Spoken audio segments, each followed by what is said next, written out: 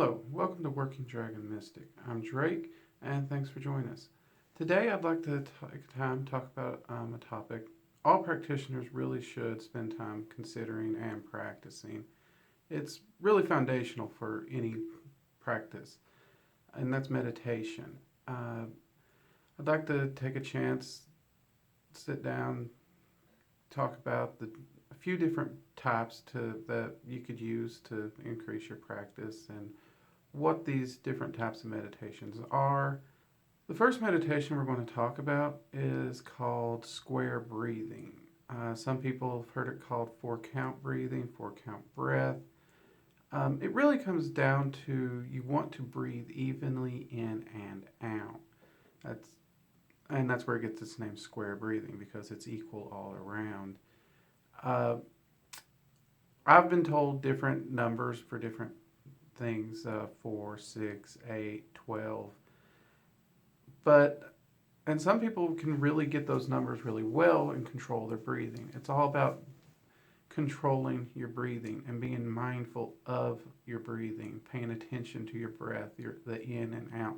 It allows you to focus your entire mind, consciousness on that one thing. This allows the rest of your mind to relax and helps you to get into a meditative and trance state as you get deeper.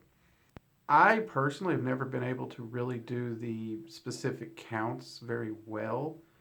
The 4 count one I do pretty well. I can breathe in deeply and then breathe outly, or breathe out. But I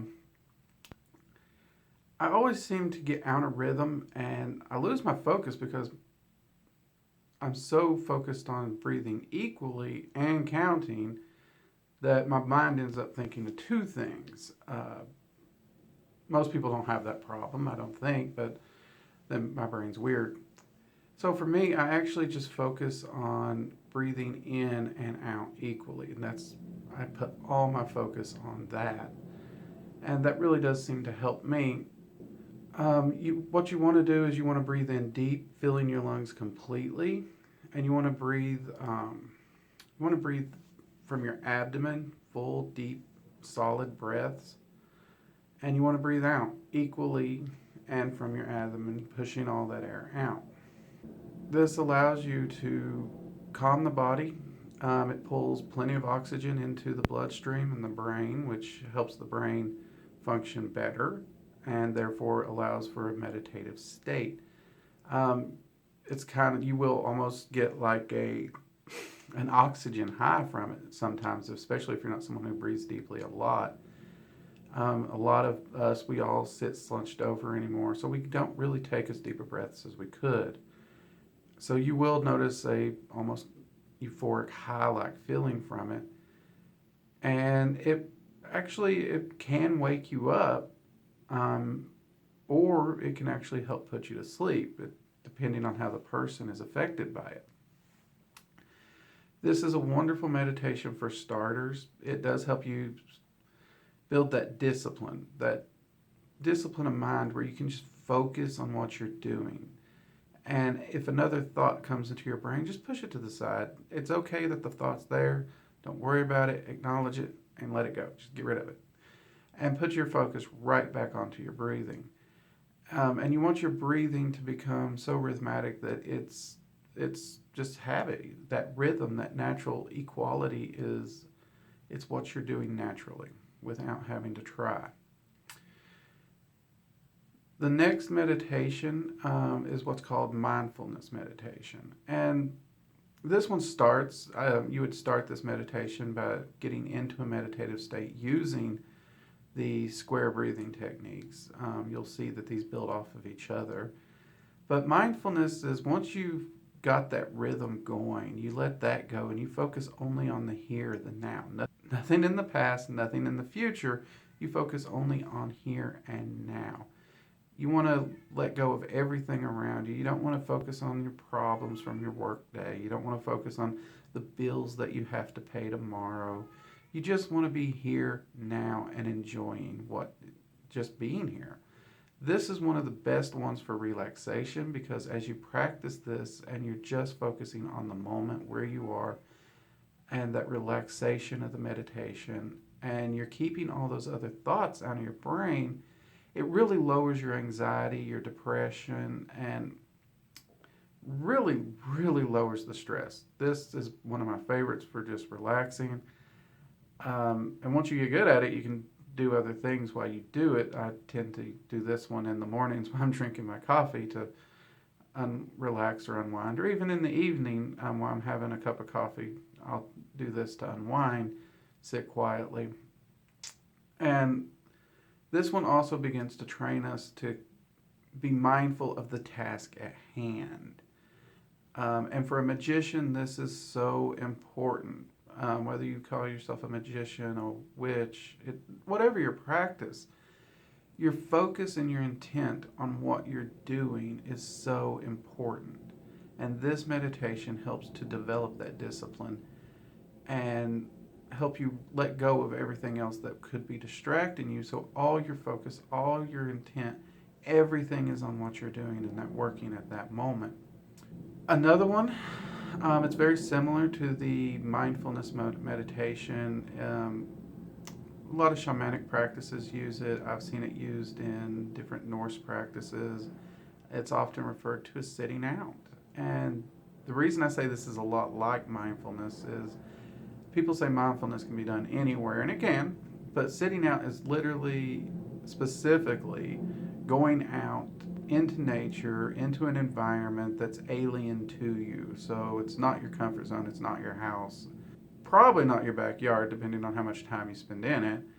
But you go out and you'd sit and you'd get that mindfulness meditation, but your focus instead of it's on the entire environment around you. You're paying attention to every little sound, every noise, every smell, every taste in the air. You're paying attention to all of those.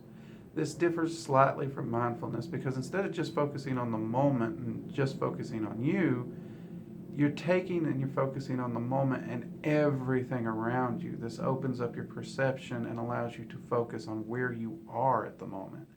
So it's more of an outward mindfulness meditation, is how I see it. There's probably a lot of people that are going to disagree with me on that one. And this is wonderful because it does overload the senses at the same time as allowing you to enjoy where you are, what you are doing, the environment you're in. This is a great meditation for getting used to expanding your awareness of where you are and what's going on, while at the same time focusing on where you are and not allowing your other thoughts to invade and stress you out. The fourth one I'd actually like to talk about is what I would call energy meditation. This is once you enter into a meditative state, you now want to focus on a single energy. Most people, it'd be one of the four elements: earth, air, fire, and water.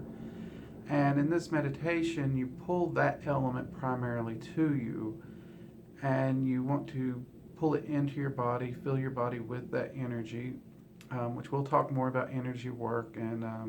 But as you feel that, you want to saturate your body with that energy, so that you're completely surrounded by it, but you can feel the room with it as well as you. And you meditate with that energy, on that energy, making notes, of course, of what you feel, what you see, what can you learn from this energy, how can you use this energy, how can you apply it. This is a great meditation to help you understand an energy, get to know what it feels like, and as you get to understand what an energy feels like, it becomes far easier to reach out in journey work or evocation and invocation to contact entities that reside in that energy as primarily, because you already have a natural bond with that energy. Again, if you all would like, I can go into these practices in greater detail, but these are three or four basic meditations that everyone can do. I'd recommend 5-10 minutes a day. I usually try to do twice a day, morning and night. Doesn't always happen, life happens, but I do try to get twice a day in. I just like the balance of the evening energies and the morning energies. There's a different feel to me Not everybody sees that, but to me, there's a different feel in the evenings and in the morning. But I would definitely recommend at least try for once a day.